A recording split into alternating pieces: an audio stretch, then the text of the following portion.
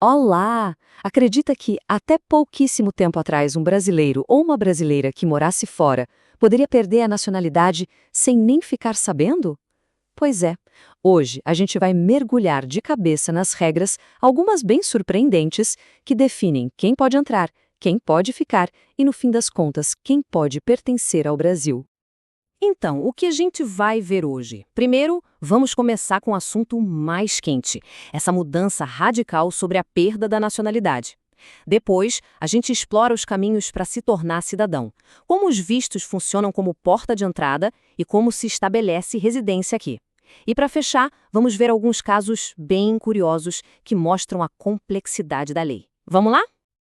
Vamos começar pelo que talvez seja a mudança mais importante e impactante na lei brasileira de nacionalidade dos últimos tempos. Uma alteração que finalmente trouxe um pouco de paz e segurança jurídica para milhões de brasileiros que vivem no exterior. Essa pergunta parece ter uma resposta óbvia, né? A maioria das pessoas diria, claro que não. Mas olha, a resposta até bem recentemente não era tão simples assim e, na verdade, causava uma insegurança jurídica gigantesca. A mudança é da água para o vinho, como a gente pode ver. Antes de 2023, se um brasileiro adquirisse outra cidadania, ele podia perder a nacionalidade brasileira de forma automática. A lei criava o que a gente chama de estrangeiros acidentais, pessoas que nem faziam ideia de que tinham perdido o vínculo com o Brasil. Agora não, a regra é clara. A perda só acontece se a pessoa for lá e pedir formalmente. Isso dá uma segurança enorme para quem tem dupla nacionalidade. E o que disparou essa mudança toda? Foi um caso real, super dramático, a história de Cláudia R. Ela era brasileira, se naturalizou americana. Anos depois, acusada de um crime lá nos Estados Unidos, ela fugiu para o Brasil pensando que aqui estaria protegida, já que a Constituição proíbe a extradição de brasileiros natos. Só que o Supremo Tribunal Federal entendeu que, ao virar americana, ela tinha perdido a nacionalidade brasileira. Legalmente, ela era uma estrangeira e, por isso, podia sim ser extraditada. O choque desse caso foi o empurrão que faltava para mudar a Constituição. Beleza, já entendemos como a nacionalidade agora está mais protegida. Mas e o caminho inverso? Como é que um estrangeiro pode se tornar um cidadão brasileiro? Vamos ver isso agora. Para um estrangeiro virar brasileiro, existem basicamente 4 caminhos. O mais comum é a naturalização ordinária. Precisa de um tempo de residência, saber se comunicar em português e ter a ficha limpa. Para quem já tem um vínculo muito antigo com o país, existe a extraordinária, que exige 15 anos morando aqui sem interrupção.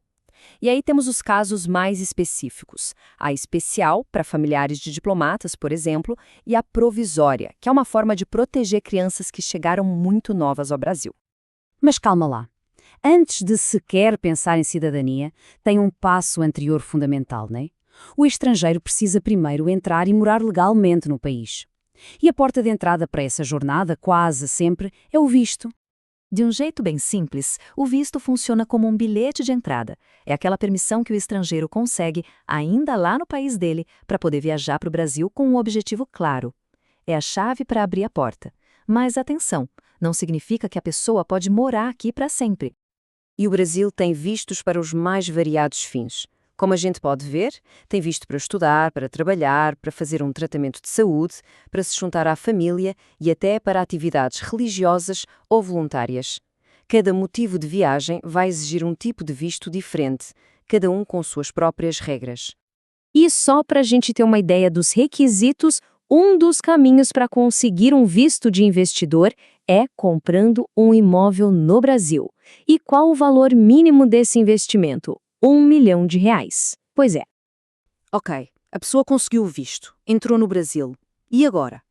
Para quem quer realmente ficar, o próximo passo é transformar essa visita em moradia. É aí que entra a autorização de residência. Essa diferença é crucial. Pensa assim, o visto é o bilhete para entrar, que se usa lá na fronteira. A autorização de residência é a permissão para morar. É o documento que oficializa que a pessoa é um residente legal no Brasil. Um é o começo da jornada, o outro é a consolidação.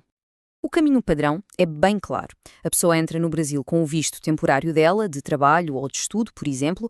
A partir do momento em que pisa aqui, o relógio começa a contar. Ela tem 30 dias para se registar na Polícia Federal e pedir para converter aquele visto em autorização de residência. A partir daí, mesmo que ainda não tenha o documento físico em mãos, a situação dela no país já é considerada regular. Mas e se a pessoa já está no Brasil, digamos, como turista, e de repente recebe uma oferta de emprego? Ela precisa sair do país só para pegar um visto e voltar? Bom, nem sempre. Existem alguns casos em que é possível pedir a residência diretamente daqui. Isso acontece, por exemplo, com cidadãos de países do Mercosul, que já têm um acordo de livre circulação. Também vale para quem recebe uma proposta de trabalho enquanto já está aqui, ou em situações humanitárias, como uma forma de proteger vítimas de tráfico de pessoas, por exemplo. Para a gente fechar, vamos dar uma olhada em algumas exceções e documentos bem únicos que mostram como a lei de imigração brasileira pode ser bem flexível e, às vezes, até surpreendente. Já ouviu falar em laissez-passer? O nome é francês e significa literalmente deixe passar. É uma solução bem criativa. Imagina que o Brasil não reconhece oficialmente um país, como o Kosovo. Como é que um artista de lá vem tocar numa orquestra aqui em Minas Gerais? O Brasil não vai carimbar o passaporte desse país, mas emite esse laissez-passer, um documento à parte que permite a entrada legal da pessoa. Outro caso muito particular é o dos portugueses.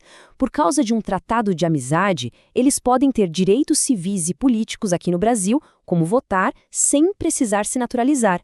E por que muitos preferiam isso? Porque, até pouco tempo, a lei portuguesa era como a nossa lei antiga. Se eles se naturalizassem brasileiros, corriam o risco de perder a cidadania portuguesa e, de quebra, a cidadania europeia. Olhando para tudo isso que a gente conversou, dá para ver uma evolução bem clara. Saímos de um sistema que, sem querer, criava estrangeiros acidentais e gerava muita insegurança, para um sistema que busca dar caminhos mais claros e seguros, tanto para os brasileiros que estão fora, quanto para os estrangeiros que querem fazer do Brasil a sua casa. E tudo isso nos leva a uma reflexão final. No fundo, todas essas leis são a tentativa do Brasil de responder a uma pergunta muito complexa. Como é que se equilibra a segurança de um país com o acolhimento de novos membros? No mundo cada vez mais conectado, essas regras não são fixas. Elas são um reflexo de como o país se vê e de como ele enxerga o seu lugar no mundo.